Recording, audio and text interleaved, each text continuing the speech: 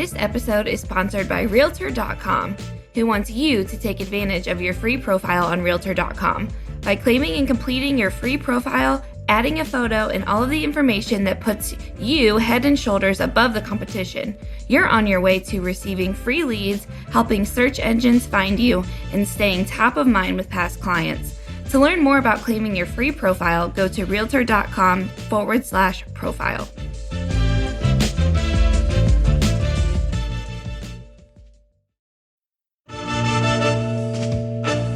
Welcome to the Real View podcast, where Ohio Realtors connect you to innovators and influencers, keeping you with the real view of real estate.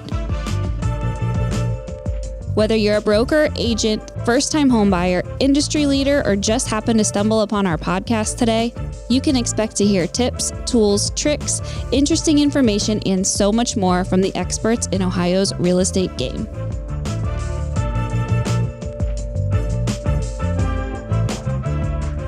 Hi, everyone. Welcome back to the Real View podcast. I am your host, Allison Wiley. Joining me today, our special guest is Lauren Harris. She is a real estate broker associate, an educator and mentor, and an expert on all things video content. And she is going to dive us into a little bit of her world, what she's learned, share some really great tips and best practices for you guys on ways you can really connect with your audience that's out there. So Lauren's an accomplished associate broker with over 15 years of experience in the real estate industry, passionate about educating consumers throughout the buying and selling process. She goes above and beyond to ensure her clients are well-informed and empowered to make confident decisions. Her dedication to education extends further as she holds an instructor's license, using it to train and educate fellow agents on best practices, ultimately benefiting the entire community. Lauren, welcome onto the show. Wow, such an intro. I appreciate it. Thank you. Welcome. I'm happy to be here. Yeah, we're super excited to be talking to you today. And as I was mentioning before we started recording, I always love when I talk to people who play in my role and in my world and with content creation and social media and how to connect and engage, with our clients, with the community. And I really love your approach. So I'm really excited to be having you on and hearing more from you about your experience and your expertise. But before we get started in that, I would like to hear a little bit more about you, how you got started in the industry, and give us an insight into your career journey so far. So, we always talk about having an elevator speech ready. So I feel like I have perfected this question because it is the most industry hilarious Emmy Award-winning answer. So I am that used car salesman that turned real estate agent. So for sure, that is my elevator speech. So I actually have always been in sales. It's always been a drive and passion of mine. Just to always know I never really had a limit, right? I could set my own bar. I could set how much I worked. I could set how much income I wanted to make. But yeah, so kind of getting into it, I right out of high school started selling cars. So I was working at a boutique where I had commission earned income there. And then from there, cars. So a little bit higher commission earned income. And then from there, I actually jumped into apartments and I managed a 280 unit complex in my city. And I really kind of got a passion because it was unfortunate that during this time, it was actually the 08, 09 downturn of the economy. So I'm getting people in tears walking into this apartment complex, giving away their life savings just to move into a 1-bedroom apartment with it's them, their spouse, and like a child. And it's just devastating. And I kind of thought then, I really want to be that person that can help them. And from there, it always was about education. Like, hey, I know you say you want this 1-bedroom, but the 2-bedroom allows more growth with less potential increase in cost, because while you might pay more now, think about moving expenses, thinking about transferring utilities, like all the things. And then it was actually a client that was a broker in, I want to say Virginia. I'm aging myself. Y'all, you said I was in it for 15 years. So I want to say Virginia, but it was a while ago, that had got out of the business due to the downturn of the economy and moved to Huntsville. And she just really was like, you're really good at this. You need to get your license. I actually went and purchased my own home at that time. I actually built my home. And the builder at that time was actually representing his own product and was sitting at the table. I had no clue who he was. I thought he's just the on-site agent. I'm negotiating my tail off on this deal. And he says, you need to come work for me and stop taking money from me and keep money in my pocket. Go get your real estate license and come work for me. And the rest is kind of history. So I've kind of done it all. I've done new construction, residential, commercial, agricultural, land development, kind of been around the block with a little bit of all of it. No, I love that. Very, very cool. And how impressive that you kind of just are doing your thing, being yourself. And then, your person you're working with is seeing your skills and says, no, I want you. You're so good. Come with me. I think that just goes to show about, how good you are at what you do. So thank you for sharing a little bit more. I always love people's background and how they came to be where they are today. And another thing you're so good at is content creation, videos, creating these pieces that really connect and engage with your audience. Where should people start with content creation? Or maybe just give us a little overview of kind of your approach and perspective on content creation, maybe where we should start when we start thinking about this. So my biggest thing, and I teach this all the time, right? And I've actually expanded my content creation side. Now it's not just agents under my belt. Now I have businesses that have hired me to help with their content. So I can speak to it in a larger scale, right? And a lot of agents do forget that you are your own business. While, we are under a brokerage and we do hang our license with a national brokerage or an independent brokerage, you still need to market and brand yourself independently. So where I tell everybody to start with, first and foremost, is you need to start on the platform that you're already there as a consumer. So whatever platform you naturally are going to pick up your phone and mindlessly scroll to disassociate from the rest of the day, that's where you need to start as far as what platform you're going to be on. Now, once you've figured out the platform, each platform is going to have a different tone. So I tell people you have to figure out what your social tone is. Your social tone is how you are going to be approaching people. If I'm going to be on TikTok, I'm going to be high and vibrant and loud, and this is how you're going to get my voice. If I'm on LinkedIn, you're going to be like, hi, I'm Lauren. This is who I am. It's a little bit more professional. And that's your tone, right? And it doesn't have to be vocal. It can also be aesthetic. So from the aesthetic perspective, if you've got a lot of bouncy letters or if you've got a lot of movement, a lot of bright colors, that's a younger demographic. If you've got more straight lined, more concise to the point information, bullet pointed out, 5 to 6 words or less, like per scene, like that's like your more professional crowd. So you need to decide your tone based upon the platform you're on, because you could be reaching an audience that's not even tapping into your content and not recognizing it, not ingesting it. I personally started on Facebook. That's just kind of where my mindless scroll was. I was the advocate that was like, no, I hate Instagram. I'm not going to do Instagram. But then I really started understanding the tools and the utilization that's there that even though Facebook and Instagram are married, through Meta, I now primarily post through Instagram and then track it back into my Facebook, just from some different tools, resources, collaboration opportunities, and larger reach and demographics that you can touch from other people's demographics for free. So that's kind of how I would say to start. And, one of the biggest things is people say, oh, I hate the way I sound on the phone, or I hate the way I sound in camera. I hate the way I look. And the biggest piece of advice I can tell anybody that's thinking that's listening back to this right now, you talk to your clients, right? Like you meet your clients in person, right? Like you look like what you look like, you sound like what you sound like, and that's okay. You don't have to listen or watch your videos back. It's not required. Post it, get it out there. When you rip that Band-Aid off, it becomes much more easier. Yeah. And a lot of the times I think too, we are our worst critics of ourselves, and we might hate the way we look or sound, but then someone else is not even paying attention or not even realizing that. They're just listening to what you're saying. They're not like, oh my gosh, this voice is like, I can't even listen to this, and I think that's the case too. We're always so hard on ourselves. We really are. We really are. And I think that, but to a point, right? Because we are a very visual society at this point. We're ingesting aesthetics constantly and social norms and all that. And I can go on the deep end on that end of it, but I use it to my advantage. I really do. So, I have tattoos and I have 2 nose piercings and I've got long nails. And so I'm very not in the box of what you would think this national speaker published in Inman, have these multiple business streams looks like. Yeah. And yet people are like, wait, you actually know what you're talking about. Love that. So I do have really long nails. And there was a time at the beginning of my videos into Instagram that I was getting some haters on Instagram. And they were like, I can't even focus on your videos because I'm too busy looking at your nails. I'm a big hand talker. If you go back to some of my first videos, I'm all in the camera. I'm all handsy. Now I hold my hands together. And it's not from those comments, but it's just like, hey, let's like make it more about the content I'm producing and not about my hands and showiness. But yeah, people were like, I can't even focus because your nails are too distracting. And I was like, thanks.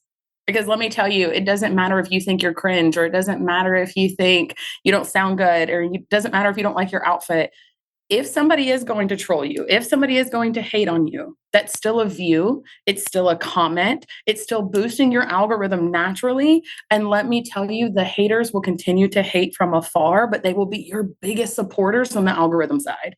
Because they're going to watch almost every video that you post out to potentially watch you fail. Yep. No, that's so true. And it's like what they say, in the press. It's there's no such thing as bad press. There's not. I literally just posted a video this past week. So I have 2 series that I do. I don't know if I'm jumping. No, yeah, no. I wanted to ask about some of your segments and things that you've had success with.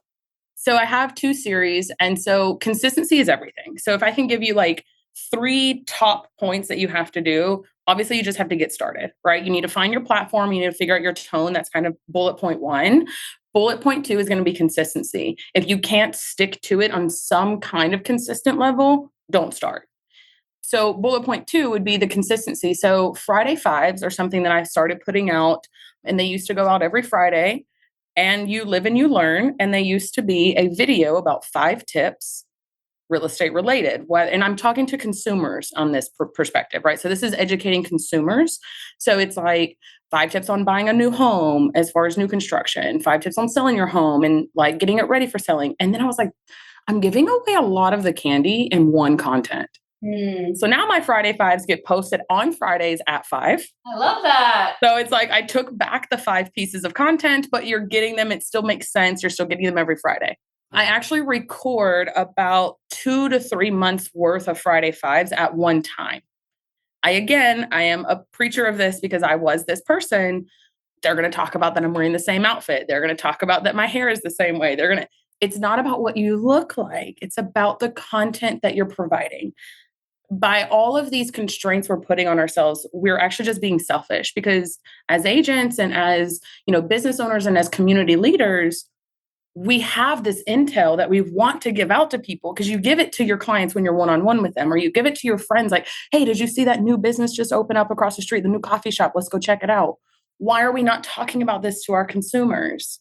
Being your community expert. And so my Friday Fives are very bubbly. You kind of get the same tone that I'm having now. It's very me, like it's not change. It's not me being fake. This is just a version of me. Right now, mental health and highlighting the momentum of mental health awareness and highlighting the taboo that we're kind of moved away from. I mean, I don't want to assume age here, but I feel like we're kind of in the same age bracket. And so, if you go back 20 years when we were teenagers, people didn't talk about mental health. People didn't talk about therapy. People didn't talk about this stuff. And we watched our parents kind of go through that in silence. And I love what we've seen as a societal change where we're breaking that taboo. We're breaking that habit. We're talking about it more. I've had major life changes over the last 12 months. And so I'm like, I finally sat down and was like, I want to talk about these things. If I'm going through it, somebody else is going through it. So my Friday Fives, very information-based, very content-based as far as like to the public. And then every other Tuesday, I do what's called my Real Talks. And they are a play on words. So it's real as in REEL, because they're reels. But it is me sitting down. It's a little bit darker of an atmosphere. I talk a little bit slower. I talk a little bit more concise. And they're just direct points of like literally talk about the haters and stuff like that. So I have 2 different types of content that I'm putting out because I'm speaking to 2 different types of people. But everybody can take in the Real Talks content that I'm doing. And it definitely performs at a higher rate because it hits everybody. Not everybody is looking to buy or sell a home right now. Not everybody fits in that bucket. But I'm building my content basis and my community from being relatable and showing who I am as a person, that I go through real life stuff.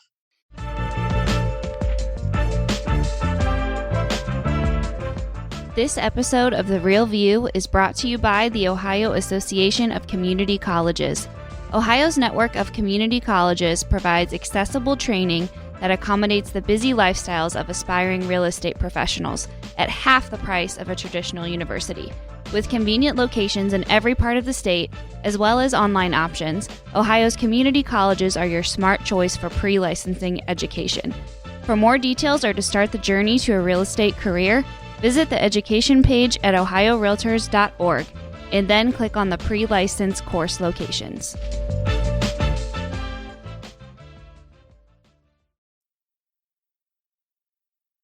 Yeah, and I think, that's key, is showing who you really are and showing that, yes, you are an expert. And if you need to buy or sell a home, we're ready for you. Like, let me know. But also, if you're not, like, I can connect to you on a human level. And I think that that's really cool. And probably in I don't know if this is in your opinion too, but probably why you've seen such success with it, because you are connecting kind of on that deeper human being level. Is that kind of what you found too? Absolutely. It's all trial and error. And, we kind of talked a little bit ago about the 3 bullet points. And the third bullet point that I've had to say would be, don't be fearful of failure.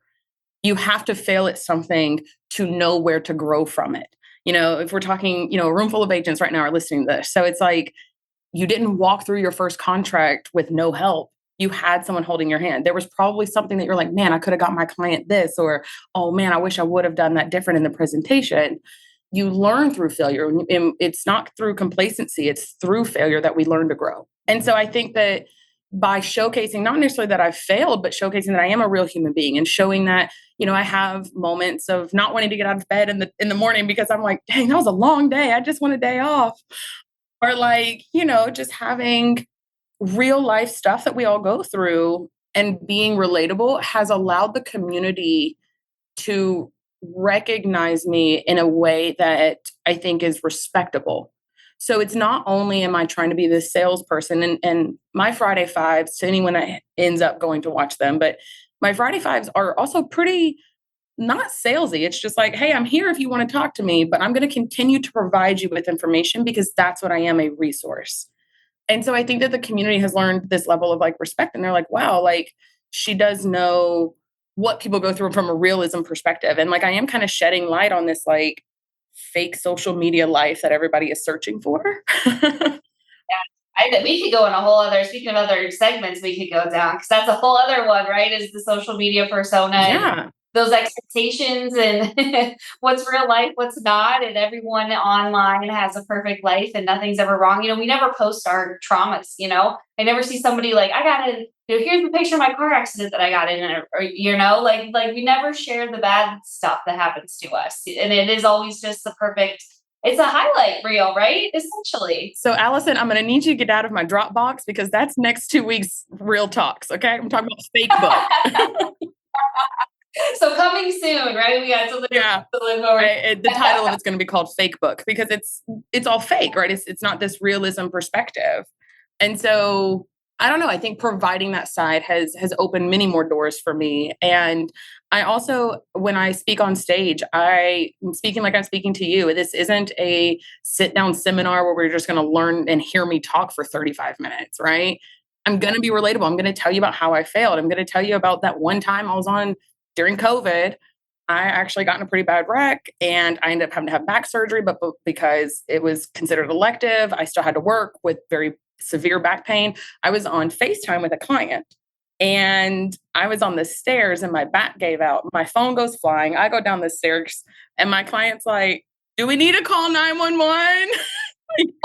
Through the FaceTime. And I was like, I'm fine. I just had to crawl over to the phone, but it's embarrassing, and because I fell all the way down these stairs. They didn't end up buying a house with me. So I was like, well, that was even more egg on the face. But, I talk about how like, these are all real life things. Now, maybe not everybody has to have back surgery and falls down the staircase, but it's real life. Things happen, but it's allowed the community also to come back full force. I have other businesses under my repertoire now that are reaching out. I do my Staple 2 series, or my Friday 5 and my Real Talk. And I actually fill everything in between with just real life highlights. So people kind of see like, oh, she is a real human. Like birthday, like I did a whole reel about my birthday highlight and tagged all of the restaurants I went to, and I tagged all the people that I, met with, or outfits that I got from local boutiques and stuff like that. Like, I tagged every single one of those in my video, and half of them reshared it or commented on it or reposted it to their stories. You outreach to the community that you're in, and you're building a mutual following because you're showcasing you are not only an industry expert, but an area expert and a community expert. And by doing that, you align yourself with a trust with these businesses. And that's the best way to get in. And you're really showing off, the lifestyle of what it would look like to live and work in that area. I mean, you're showing people like, hey, if you're interested in living here, this is what it looks like. These are the businesses you can go to. These are the restaurants. These are the, shops around town. And you're really almost telling the lifestyle too. You're sharing your life out there and are showing people, hey, this is what it's like to be in this area. And that's 100% correct, Allison. Like, that's exactly where the mindset came from when I started making more videos. I travel. I have a commitment that I made to myself last year when kind of my life turned upside down. And I wanted to travel every month out of the state of Alabama, at least once a month. I don't care where it was. I don't care if it was to Tennessee or Mississippi or Georgia or Florida. I was like, I'm getting out of the state. And I've done that. And I've maintained that so far. And I've got 2 more months to go. I've already got a trip lined up for August. So, we're 1 month left. But it's, I've posted all of these travel videos too, of just like highlighting my travels and like experiencing how freeing it can be to like pick up and go. I don't wait around for my friends. I don't wait around for somebody else to like want to go with me on trips. I've driven myself to New Orleans. I've did a road trip all the way from Alabama to Kansas City. That was long. Yeah. Sometimes solo trips are like the best though, when it's just you and you do what you want, like you said, not waiting on anybody. And yeah. And it's easy to do as well because you get to make your own agenda. You get to go and come back if you want. It can get exhausting. I mean, it definitely has, put a strain on me sometimes. And I'm like, oh, wait, it's the end of the month and I didn't do it. And I feel like this, like I failed myself for my commitment that I made, but I still get up and do it. But even that, it's people reaching out so I went to New Orleans the end of May, so right before summer. And I typically try to post the videos out within a week or so of my experience. Well, it's right at the beginning of summer. I had no clue half of my followers on Facebook were going to New Orleans that summer. And so I posted this video and they're like, where did you go eat? What hotel did you stay at? What did you do? What was this? What was this? And it was kind of refreshing to know that like, I'm not even doing this for a perspective of gaining engagement. I just wanted to showcase a day in the life. And everybody follows me for a reason because they know I'm trying to show them something. And they all were like, wait, hold on. Where did you eat at? What did you have to this? What was this part of it? Wait, where was this bar at? No, that's really cool. And you mentioned something earlier too, about time and kind of how you break this up, and how you manage that. Because, I hear that from a lot of agents sometimes, like, well, how am I going to fit this in? I don't have time to do, 10 videos a week or whatever. And you kind of gave a great strategy and you said, hey, film all this in 2 months worth of content in a very short amount of time. Talk to us a little bit more about your approach to the time management of this, how you really found the key to success with that, and how you handle just generating that content on an ongoing basis. I can tell you, if you are trying to produce, edit, and post content same day or even same week, you are going to pull your hair out and you will not be consistent. How do I know this? I failed at this. I was not consistent. I would create my Friday fives, edit my Friday fives, and post them on Fridays. It got extremely tedious and I missed some Fridays. And in my video, I say, welcome to my Friday five. So obviously I can't post it on Saturday. So it's like, this doesn't make sense. So there you go through failure. So I learned very quickly. I was like, I have to get over the mindset of like changing outfits or having this like niche of like, people are going to judge the outfit or the atmosphere or whatever. So what I do is going to an algorithm conversation now, but I don't want to go too far over the viewers' heads or anything like that. But from a very broken down, basic perspective, Facebook and Instagram are very short form video formatted platforms. They will allow up to a minute. Instagram allows up to 1.5 minutes. You really don't want to go above a minute, if not 30 seconds or less. Like truly, you really want to be 30 seconds or less as far as your short form content is concerned. Stories need to be quick and concise to the point. I usually will take a new post, and I have I have a mastermind group that I teach people how to do this, but you can take a new post and make another post about it to put it on your story and redirect it back to the reel. And it's like not just you sharing your reel to your story. It's like another way to like kind of get engagement there. So 30-second to 1 minute clips. And I don't really worry about messing up. I only re-record something if I've completely missed the point or if I've started babbling and I can't make that point in a minute. And I'm like, all right, we got to start over. But I can record about 2 months worth of content with blooper reels in about 35 minutes, 40 minutes max. Do I expect everyone to do that? No. Here's what I tell people. You're overthinking it. You're overthinking what you need to say. You're overthinking what you need to talk about. You're overthinking it. Here's how I've actually helped other agents start social platforms. It's not even on video. I literally have them set their phone on record, like the recorder on it. And I say, next time one of your friends, you're out with your friends to drink or a girls' night, or you're at a dinner table and your husband, spouse, wife, girlfriend, whatever, asks you about your day or asks you about real estate, put out your phone and record it. Because I'm telling you, you will spew off the top of your head because you know what you're talking about. You already know these things. I spoke back at Fuel, which is our ERA branded, it's our national conference. And I spoke about this. And what I really was trying to relate is you probably have more than 52 weeks worth of content already in your head. Your buyer packet can be broken down into so many different videos. Your seller's packet, the same way, highlighting new restaurants, highlighting new areas, highlighting parks, highlighting sporting event locations. You know, I know you guys have the Ohio, all the things. You've got a football team, you've got a baseball team, you've got all the things. Highlight those, highlight their schedule. Hey, did you know that they'll be at home on these days, these days, these days? Do you want tickets? Contact me. Then you turn around and you contact the marketing director at those places and say, can I get a discounted rate on a bulk order of tickets? And then you now have become a resource for people to reach out to get these tickets. And when you do ticket sales like that, you actually are going to reach a wider audience because you're getting people that are coming in to see family, or you're getting people that are coming in to see the other team, but they're coming into your city. And you don't want to not raffle it off to someone local. You still want to be able to reach those other people because now you're expanding your reach, your following, and then you've reached outside of your own state or city.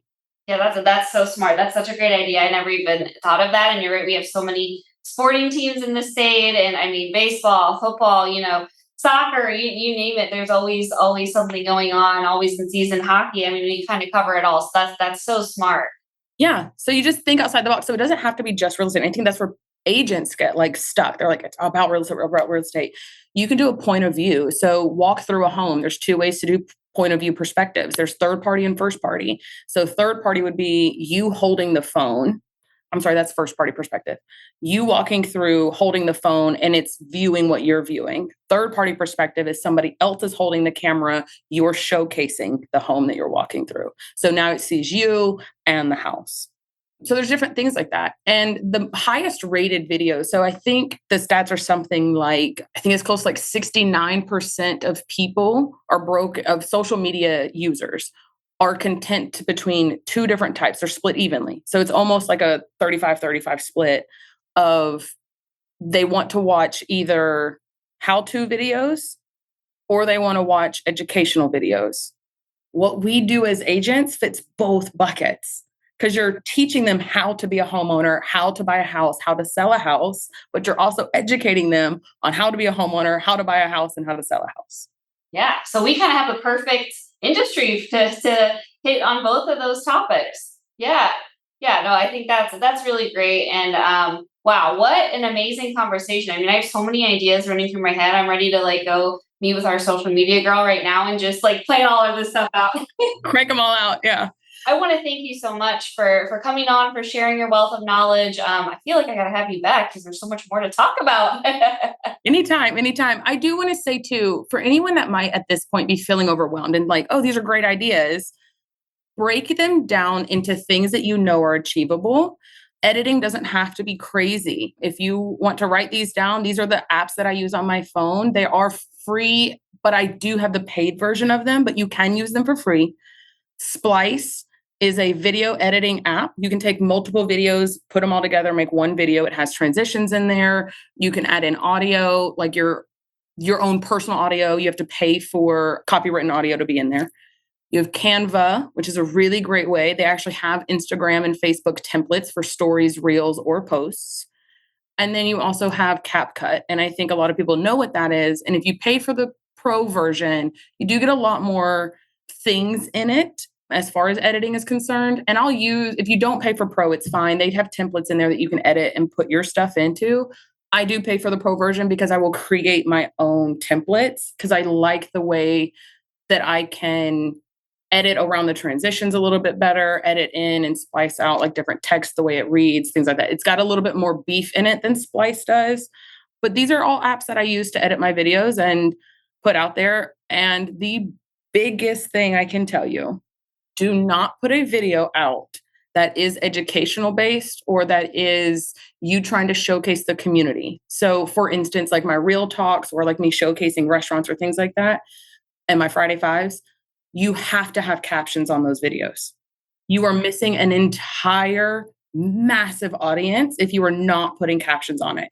These captions, if there's like no other takeaway, that drives me crazy when I watch something and there's no captions.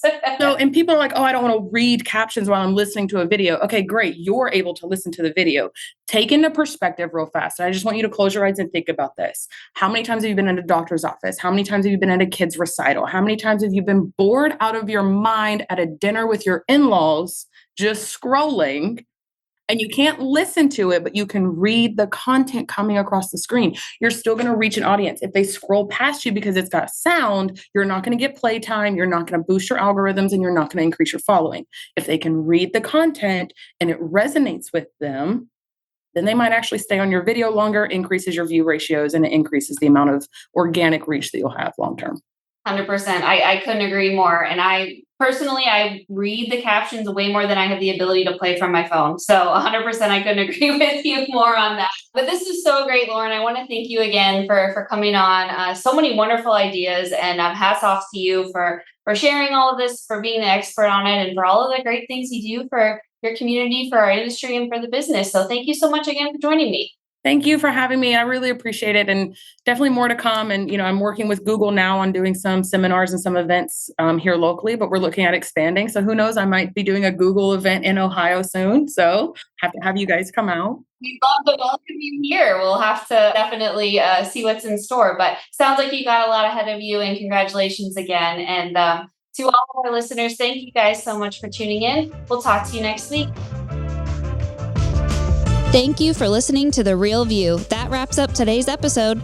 You can keep up with the latest on the podcast at ohiorealtors.org/therealview and on Apple or Google Podcasts, Spotify, or wherever you listen. Have questions, comments, or suggestions? We want to hear from you. Email us at podcast@ohiorealtors.org. We'll see you next time.